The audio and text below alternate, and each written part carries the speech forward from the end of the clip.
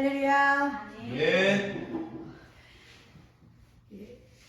어떤 목사님께서 먼저 본문 말씀을 먼저 보겠습니다. 마가복음 3장 1절에서 6절 말씀입니다.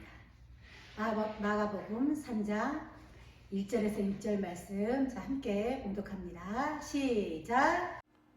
예수께서 다시 회당에 들어가시니 한족속 많은 사람이 거기 있는지라 사람들이 예수를 고발하려 하여 안식일에 그 사람을 고치시는가 주시하고 있거늘 예수께서 손 마른 사람에게 이르시되 한가운데에 일어서라 하시고 그들에게 이르시되 안식일에 선을 행하는 것과 악을 행하는 것 생명을 구하는 것과 죽이는 것 어느 것이 옳으냐 하시니 그들이 잠잠하거늘 그들의 마음이 완약함을 탄식하사 노하심으로 그들을 둘러보시고 그 사람에게 이르시되 내 손을 내밀라 하시니 내밀매 그 손이 회복되었더라. 바리새인들이 나가서 곧 헤롯 당과 함께 어떻게 하여 예수를 죽일까 의논하니라. 아멘. 이 나이를 먹을수록 자꾸 발음이 세요.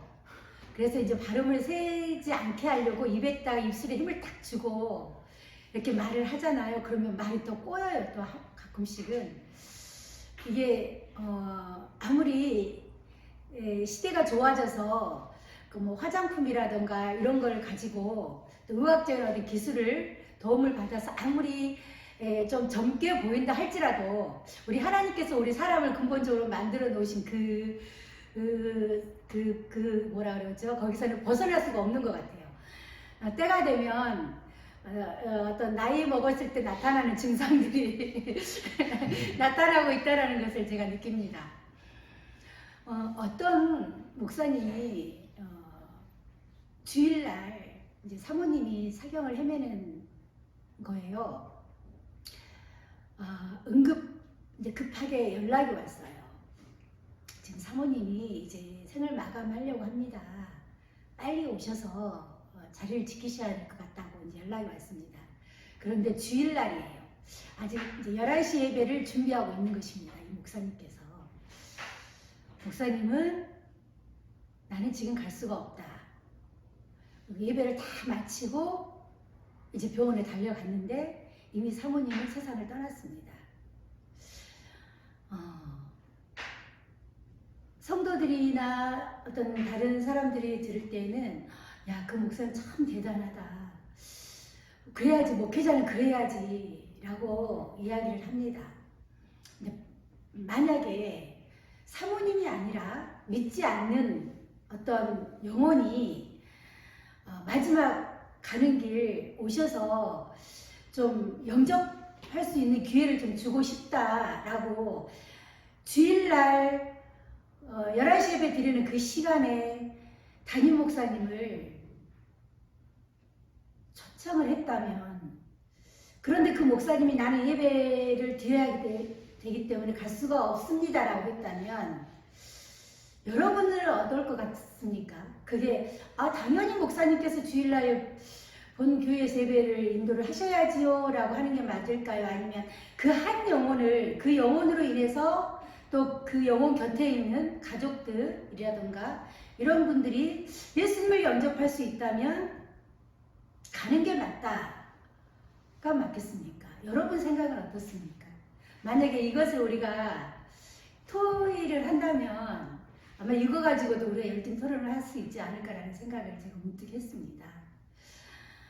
오늘 이 본문 말씀이 안식일에 일어난 사건이에요.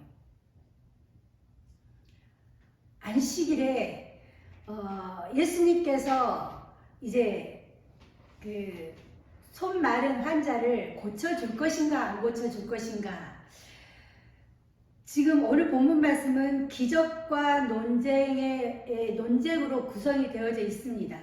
생명을 살리는 것과 안식일을 범하는 것으로 지금 구성이 되어져 있어요.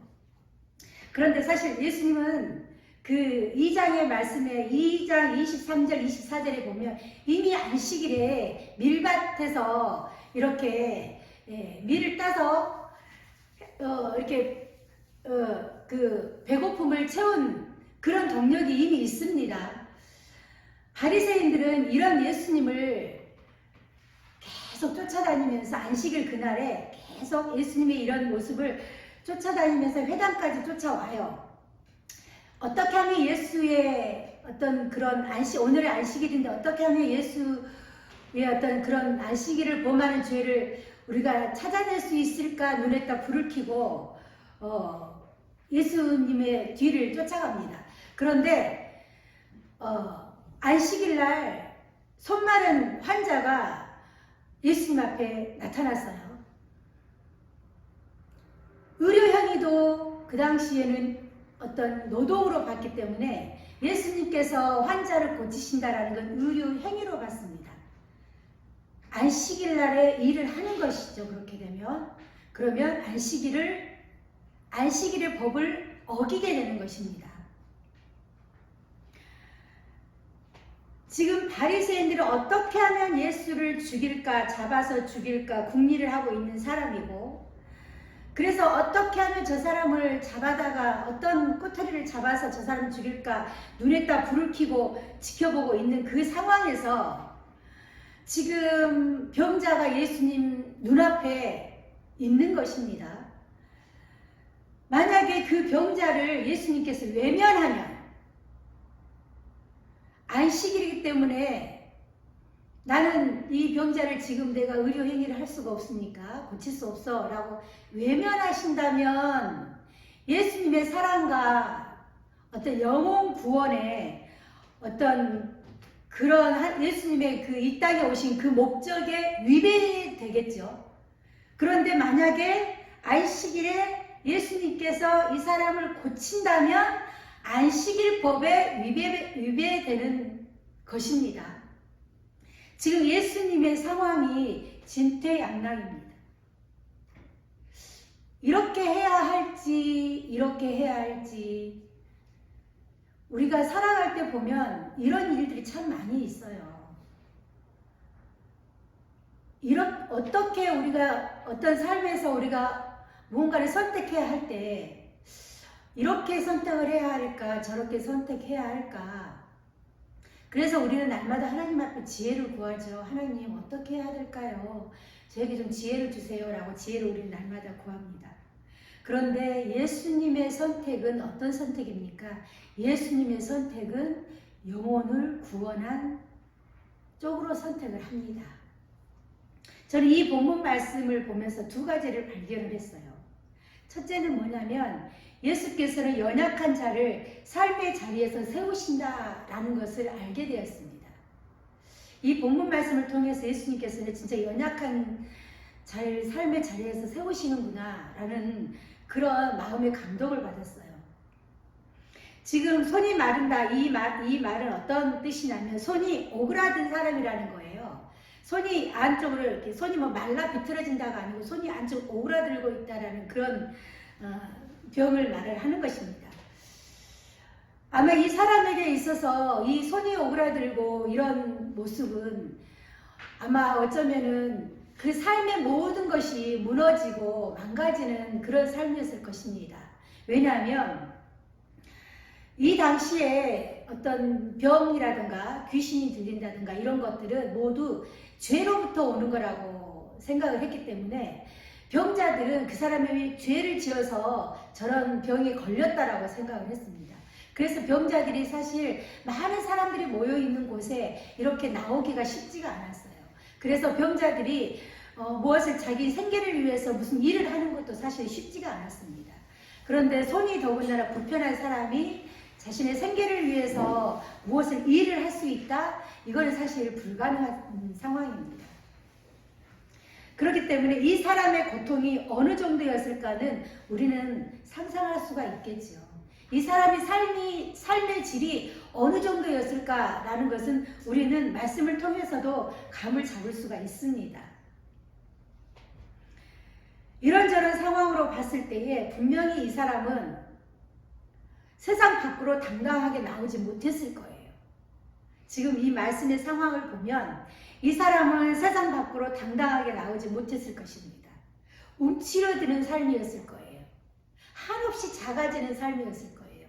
많은 사람들이 있는 곳에 당당하게 나가지 못하는 삶이었을 거예요. 그런데 예수님께서 그 사람에게 이렇게 말을 합니다. 가운데에서 일어나라라고 이야기를 해요. 지금 예수님 주위에는 많은 사람들이 몰려 있습니다. 예수님께서 가버나움에서 첫 사역을 시작할 때부터 병자를 고쳤고 귀신 추출의 역사를 일으키셨고 이런 많은 사역들이 있었기 때문에 예수님께서 가는 곳에서는 늘 많은 사람들이 몰려들었다라는 사실이에요. 예수님이 지금 있는 이곳에도 많은 사람들이 몰려들었습니다. 그 안에서 예수님께서 그 병든 자, 손 마른 자를 일으켜 세우는 것입니다. 많은 사람들 앞에서 예수님께서 그 가운데서 일어나라. 그동안 위축되었던 한 사람이 지금 예수님을 만나고 나서 예수님께서 많은 사람들 앞에서 일어나라. 그 자리에서 일어나라라고 이야기를 하죠. 그런데 이 병자는 많은 사람들 앞에서 예수님의 그 말씀에 순종하면서 일어납니다. 그리고 손을 내밀어요. 그럴 때 회복의 역사가 일어나는 것을 볼 수 있습니다. 예수님께서는 우리에게도 늘 그런 말씀을 하세요. 우리에게도 말씀을 통해서도 이야기를 하시고 우리의 상황을 통해서도 우리의 주위 사람을 통해서도 늘 우리에게 말씀하세요. 삶의 자리에서 일어나라. 그 자리에서 일어나라. 지금 너가 일어나야지 너의 삶이 회복이 돼. 지금 너가 거기서 일어나야지 너의 그 고통의 자리에서 벗어날 수가 있어. 라고 늘 우리에게 말씀합니다. 그런데 우리는 늘 그때마다 이래요. 하나님, 저는 할 수가 없어요. 저는 부끄러워요. 저는 창피해요. 저는 자신이 없어요. 나는 그럴 능력이 못 돼요. 늘 우리는 이런저런 핑계를 찾습니다. 그래서 그 핑계를 합리화를 하죠. 저는 그렇게 할 수 있는 능력이 안 되는 사람이에요. 마치 모세가 하나님이 부르셨을 때에 저는 입이 둔한 자입니다. 저는 말을 잘 못해요. 이런저런 핑계를 댔던 것처럼 말입니다. 그런데 모세에게 아론이라는 사람을 붙여준 것처럼 우리에게도 우리가 결단하고 삶의 자리에서 일어날 때는 하나님께서 우리에게도 그런 사람들을 붙여주세요. 대표적인 것으로 여러분들에게는 목사님을, 담임 목사님을 분명히 붙여주셨습니다. 나의 지금 상황이 내가 삶의 자리에서 일어날 자신이 없고 용기가 없을 때는 너에게 붙여준 나의 종이 있지 않니? 라고 우리한테 이야기를 하시는 것입니다. 문제는 우리가 하나님이 일어나라 했을 때 우리가 일어나야 된다라는 사실입니다. 손 마른 사람은 부끄럽고 그랬지만 예수님 말씀에 순종을 했어요. 도망가지 않았어요. 도망가지 않고 예수님께서 손 내밀라 했을 때 예수님 말씀에 순종하면서 손을 내밀었다라는 것입니다. 만약에 그가 예수님께서 일어나, 그 가운데서 그 자리에서 일어나라고 했을 때 도망가고 피했다면 그는 영원히 회복되지 못했을 것입니다. 용기가 없어서 예수님 앞에 나서지 못했다면 그는 영원히 위축된 삶을 살 수밖에 없었을 것입니다. 물론 거기에는 큰 용기가 필요해요. 많은 사람들 앞에서 자신이 어떻게 생각하면은 우리가 흔히 말하는 몸이 불편한 사람들을 우리가 놀릴 때 뭐라고 놀려요? 병신이라고 놀려요. 자신이 그 앞에서 많은 사람들 앞에서 손을 내밀을 때 사람들이 저 병신하고 놀릴 수도 있습니다. 그런데 용기를 냈어요. 우리가 무엇인가 할 때는 때로는 용기가 필요합니다. 때로는 결단이 필요해요.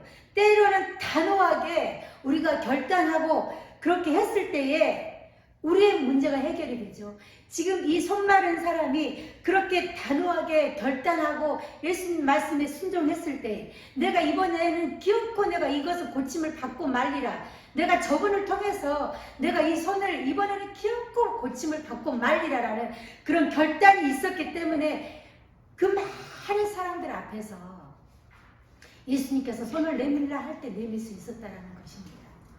우리가 신앙생활할 때 이런 결단이 때로는 필요합니다. 사람들은 누구나 크고 작은 문제들이 있습니다. 어떤 사람은 육체적인 문제가 있고 어떤 분들은 상황적인 문제가 있습니다. 그런데 그 속에서 예수님께서 건져주시기 위해서 일어나라 라고 말씀을 하시는 거, 손을 내밀라 라고 말씀을 하실 때에 우리는 우리의 손을 내밀 수 있어야 한다는 것입니다. 아멘. 결단하는 것은 본인의 선택이죠. 예수님께서 내가 너의 그 문제를, 내가 지금 너의 그 상황을 내가 도와줄 거야. 그러니까 일어나 라고 했을 때 순종하고 안 하는 건 우리의 결단입니다. 내가 순종을 할 것인가 안 할 것인가. 아담과 하와가 예수님께서 선악과를 따먹지 말라라고 분명히 말씀을 했는데 그들은 불순종을 선택을 했어요. 그러므로 인해서 죄가 우리 가운데 들어오게 된 것입니다. 우리가 어떤 선택을 하는지, 우리가 예수님의 부르심에, 예수님의 세우심에 순종의 선택을 할 때는 우리의 삶의 질이 달라질 것입니다. 우리의 영적인 회복이 달라질 것입니다.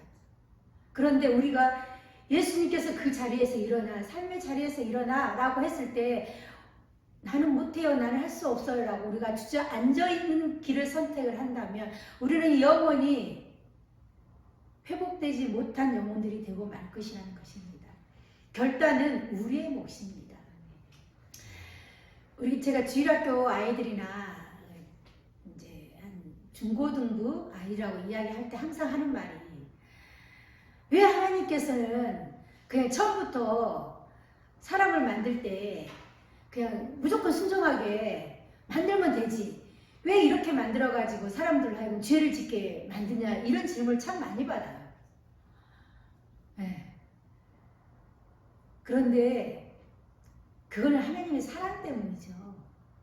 너무나 사랑하기 때문에 우리에게 결정할 수 있는 결정권을 주시는 거예요. 너무나 사랑하기 때문에.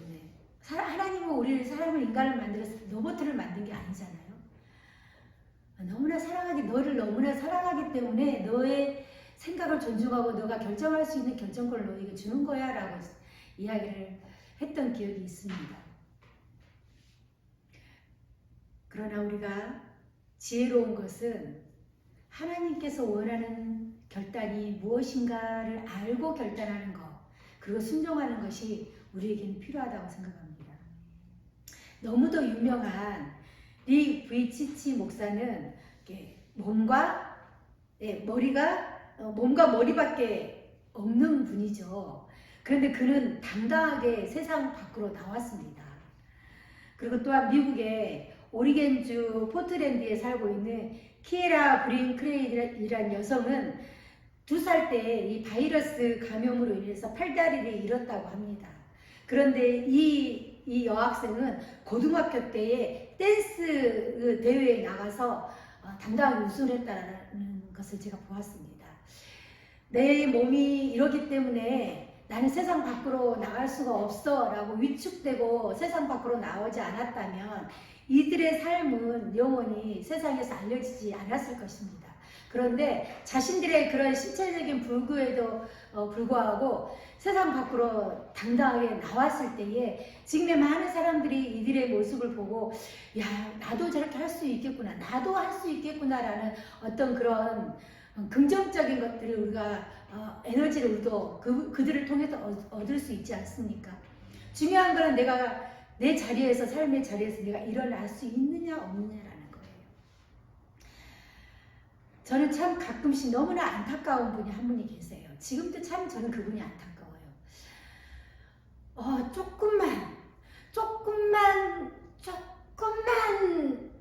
정말로 의지가 있으면 크게 쓰임을 받을 분인데 그것을 벗어나지 못하고 그것을 뛰넘지 못한 분이 한 분이 계세요. 그래서 너무너무 안타깝더라고요. 한 3년을 제가 그분을 계속 그래서 세우고 또 세우고 그러고 나면 좀 할만하면 다시 또 주저앉고 좀 할만하면 다시 주저앉고 이런 모습을 볼 때 막 때로는 화도 났다가 때로는 그 영혼 보면 너무 안타깝다가도 이런저런 마음이 제가 교체를 합니다. 너무나 안타까워요. 결단하지 못하고 그 자리에서 일어나지 못한 그 영혼을 바라볼 때 저의 마음도 이러는데 우리 아버지의 마음은 과연 어떨까라는 생각을 저는 그분을 보면서 가끔 합니다. 사랑하는 성도 여러분, 어쩌면 지금 하나님께서 우리에게 이렇게 말씀하고 계실 수도 있어요. 그 한가운데서 일어나라. 아멘. 우리를 중심에 세우시려고 일어나 라고 우리에게 말씀을 하고 계실 수도 있습니다. 여러분들은 어떻게 하시겠습니까? 도망하시겠습니까? 아니면 그 자리에서 내가 좀 부끄럽고 내가 연약하고 내가 보잘것없는 사람이라 할지라도 그 자리에서 일어나시겠습니까? 두 번째는 생명을 살리는 일과 죽이는 일입니다. 제가 이 말씀을 보면서 생명을 살리는 일과 죽이는 일에 대해서 또 생각을 하게 되었습니다. 오늘 말씀을 보면 예수님께서 삶의 중심에 세우는 것으로 끝을 내는 것이 아니에요. 삶의 중심에 세우고 그 사람을 생명을 회복시키는 데까지 이끄는 것을 볼 수가 있습니다. 손마른 자가 예수님의 부르심에 순종하고 일어섰을 때에 예수님께서 말씀하시죠. 자, 그 자리에서 일어나라 했을 때에 그가 일어납니다. 예수님께서 손을 내밀라 할 때 그가 많은 사람들 앞에서 손을 내밉니다. 그 부끄러운 손을 많은 사람들 앞에서 손을 내밉니다. 그 오그러든 손을 많은 사람들 앞에서 손을 내밉니다. 그때에 예수님께서 그 손을 치유를 하시죠. 근데 육신적인 치유뿐만이 아니라 그 치유에서는 그 사람의 삶까지도 치유하는 역사가 일어나고 그 사람의 영혼까지도 치유하는 역사가 일어납니다. 왜냐하면 그 당시에 병은 죄로부터 오는 거라 그랬어요. 이들은 그렇게 생각을 했습니다. 그런데 예수님께서 그 손마른 자의 병을 치유를 해줬다라는 것은 그가 죄로부터 죄사함을 받았다라는 것을 증명하는 것이죠. 그리고 육신적인 치유가 일어났을 때에 그 사람의 삶도 분명히 치유가 일어나고 변화가 일어난다는 것을 우리는 알 수가 있습니다. 여러분들 삶에서 몸이 아파본 적이 있죠. 저는 어렸을 때 이제 크게 아픈 적이 많지만 어린이 돼서는 크게 아파본 적이 없는데 제가 예전에 성대결절을 걸린 적이 있었습니다. 제가 제 목소리를 들어도 정말 짜증이 나는 거예요. 이 쇠 소리 같은 것이 나면서 제가 제 목소리를 제가 듣는데도 짜증이 나요. 그러다 보니 사람들 앞에서 말을 안 하게 되고 사람들을 만나는 게 싫어지더라고요. 그게 조금 오래 갔었거든요. 그러다 보니 사람들도 안 만나게 되고 집에만 이렇게 있게 되고 그러면서 저도 모르게 약간의 우울증도 함께 오게 됐습니다. 이 성대결절이라는 이거 작은 거 하나 때문에도 내 삶이 벌써 달라지더라고요. 사람을 회피하게 되고 교회 가서도 되수습 말을 안 하게 되고 그렇게 하면서도 이 성대결절이라는 이 작은 거 하나 때문에도 내 삶의 질이 이렇게 위축될 수가 있구나 라고 저는 생각을 했습니다. 그런데 지금 이 사람 같은 경우는 저는 말을 하지 않으면 보이지 않는 것이지만 이 사람 같은 경우는 말을 하지 않아도 다 많은 사람들이 저 사람 죄인이야, 저 사람 병자야 라고 많은 사람들이 아는 거잖아요. 얼마나 이 사람의 삶의 질이 정말 위축되고 삶의 질이 형편없었을지는 우리는 감을 잡을 수 있습니다. 그런데 모든 사람들 앞에서 예수님께서 그 사람의 죄를 이 손 마른 이 병을 치유를 하시는 것입니다. 자, 이제 죄의 문제가 해결이 되었습니다. 그리고 육신의 병의 문제도 해결이 되었습니다. 자, 그러면 이 사람은 어떻게 될까요? 이 사람은 이제 당당하게 세상 밖으로 나올 수가 있겠지요. 세상 밖으로 당당하게 나와서 자신의 역할을 하고 살 수가 있겠지요. 자, 그렇다면 자신의 역할을 하고 살면 이 사람은 분명히 경제적인 문제까지도 회복이 되어진다는 것을 우리는 알 수가 있습니다. 우리가 예수님 앞에 나올 때 때로는 우리의 부끄러운 모습을 내밀어야 할 때가 있습니다. 나의 부끄러운 모습을, 나만 아는 나의 부끄럽고 추한 모습을 예수님 앞에 완전히 내어놓아야 한다는 거예요. 제가 예전에 어떤 분이 참 기도를 잘해요. 어떤 분이 기도를 하면 얼마나 유창하게 기도를 잘하는지 몰라요. 어쩌면 저렇게 단어 구사도 참 잘할까 할 정도로 정말 기도를 너무 잘하는 거예요. 부러웠습니다. 저도 그렇게 하고 싶었어요. 그래서 하나님 앞에 기도를 하는데도 멋진 문장을 써가면서 기도를 하려고 엄청 애를 썼어요. 그런데 나중에 깨달은 것은 내가 하나님 앞에 굳이 그렇게 유창하게 기도할 필요가 없구나.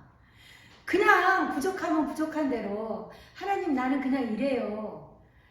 내가 하나님 앞에 굳이 막 유창하게 뭐 멋있게 아무리 멋있는 단어를 써가면서 하나님 앞에 기도한다 할지라도 그 기도가 진실되지 않으면 하나님의 마음을 울릴 수가 없는 기도인데도 불구하고 그때 그 시절은 제가 그랬던 시절이 있었습니다.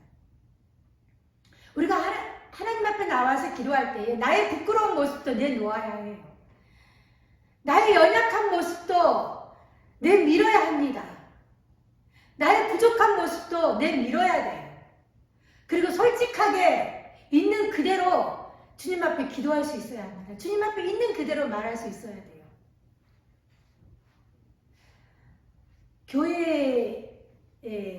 교회에서 없어져야 될 것 중에 하나가, 물론 우리가 하나님을 믿는 믿음의 자녀로서 어떤 행동이라던가 이런 것들은 정말로 절제하고 이런 것들이 필요해요. 그런데 없어져야 될 것 중에 하나가 가식적인 것들은 분명히 우리가 없어져야 됩니다. 교회에 사실은 가식적인 것들이 너무나도 가득 차 있어요. 그래서 세상 사람들이 바라볼 때에 교회 사람들은 너무나 가식적이다라고 이야기를 많이 합니다. 왜일까요?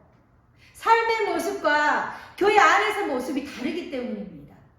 삶의 모습은 그렇지 않는데 교회에서 모습은 세상에 그렇게 얌전하고 그렇게 정말로 지적일 수가 없어요.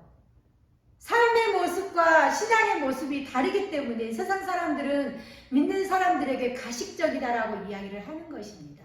만약에 삶의 모습이 내가 예수 그리스도를 영접하고 나서 삶의 모습이 완전히 달라졌다면, 내가 삶의 모습에서 예수님께서 일어나라 했을 때에 나의 그런 좋지 않는 습관에서 다 벗어나고 다 그 자리를 완전히 예수님 앞에 내어놓고 일어났다면 내 삶의 모습도 분명히 변화가 일어나겠죠. 그렇다면 세상 사람들이 우리를 보고 가식적이다라고 말을 하지 않을 것입니다. 믿는 사람들이 버려야 될 것 중에 가장 큰 것이 바로 가식적인 모습이에요. 삶의 모습과 신앙의 모습이 하나가 되어져야 할 때에, 그럴 때 믿지 않는 사람들이 우리의 모습을 보고 감동을 받을 것입니다. 우리의 모습 속에서 믿지 않는 사람들이 예수님의 모습을 발견을 하게 될 것입니다. 부끄러운 모습을 다 드러낼 때에 우리가 용기를 내서 우리의 모습을 다 하나님 앞에 고백하고 다 드러낼 때에 우리의 삶이 치유의 역사가 일어나고 우리의 삶이 회복의 역사가 일어날 것입니다. 그런데 반대로 생명을 죽이는 자들도 있습니다. 2절에 보면 사람들이 예수를 고발하려 하며 안식일에 그 사람을 고치시는가 주시하시고, 이들이 이 사건을 주시하는 이유는 예수님이 저 사람의 병을 고칠 수 있을까 없을까가 아니에요. 이 사람들은, 이 바리새인들은요, 예수님께서 그 병자를 고치는가 고치지 못하는가는 관심이 없습니다. 예수께서 안식일의 범을 범하는가 안 하는가 여기에만 초점이 있습니다. 그러면 예수님께서 안식일을 지키지 않으면 예수님을 잡아갈 이유가 생기기 때문이에요.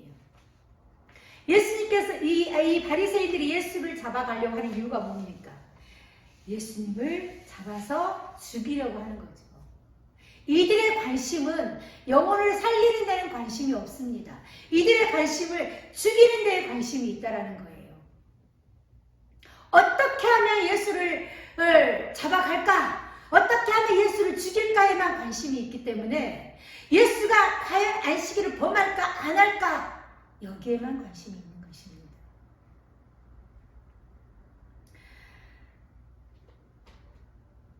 마가복음 2장 27절 28절에 보면 또 이르시되 안식일이 사람을 위하여 있는 것이요 사람이 안식일을 위하여 있는 것이 아니니 이러므로 인자는 안식일에도 주인이라.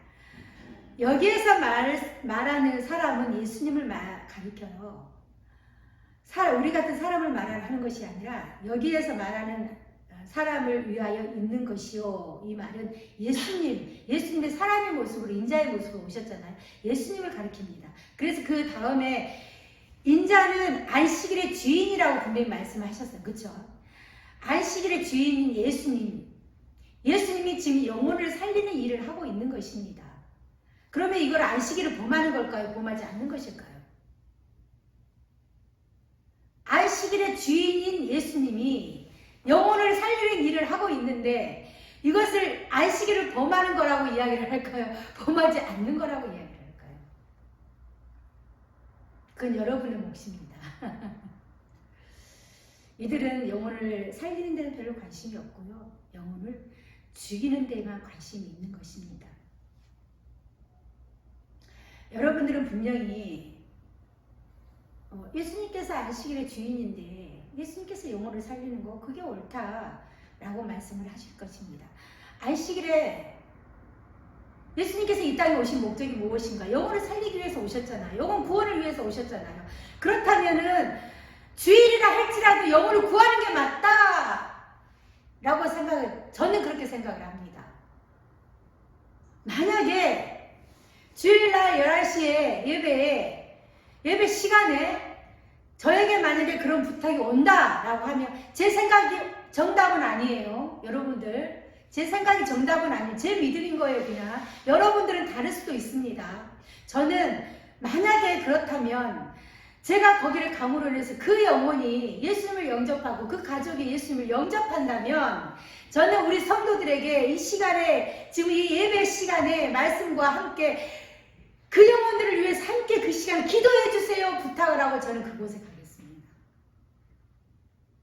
그리고 그들에게 예수님을 영접하게 하고 그들을 예수님 앞으로 인도하는 것 저는 그렇게 하겠습니다. 저는 그것이 예수님이 이 땅에 오신 목적이라고 저는 생각을 합니다. 그러나 그건 저의 믿음이지 정답은 아니에요. 생명을 살리는 일, 우리 믿는 모든 사람들은 생명을 살리는 일을 해야 한다고 생각을 합니다. 우리가 예수님처럼 어떤 병자를 고칠 수 있는 능력은 우리에게 없다 할지라도 우리가 선을 행하고 하나님 나라를 증거하는 것은 성도들이 영혼을 사랑하고 그들을 구원의 길로 인도하는 것은 성도들의 의무라고 생각을 합니다. 이런 말이 있습니다. 진리를 아는 사람이 진리를 모르는 자 앞에서 침묵하는 것은 죄다. 이 말씀은 다시 한번 생각을 해보세요. 진리를 아는 사람이 진리를 모르는 사람 앞에서 침묵하는 것은 죄다라는 거예요. 우리가 여호와 하나님의 말씀을 아는 우리들이 모르는 자들 앞에서 침묵하는 것은 죄라는 겁니다. 우리가 침묵하고 있다는 것은 그들의 복음을 증거하지 않는다는 것은 나는 죄 지은 적이 없어. 나는 주일 성수도 잘했어. 나는 봉사도 열심히 하고 있어. 나는 교회에서 하라는 거 다 해. 난 죄 지은 게 없어. 전도하지 못한 거, 복음을 전하지 않는 것도 죄라는 거예요.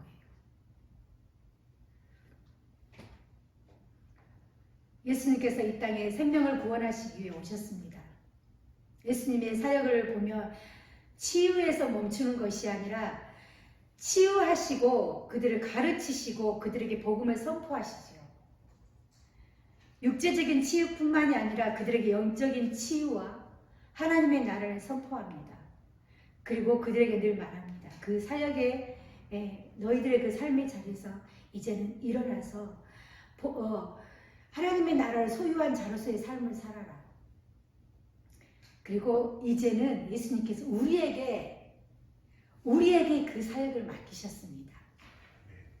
지금 예수님께서 믿음, 소망, 사랑 교회에게 이제 예수님께서 그 사역을 맡기셨습니다.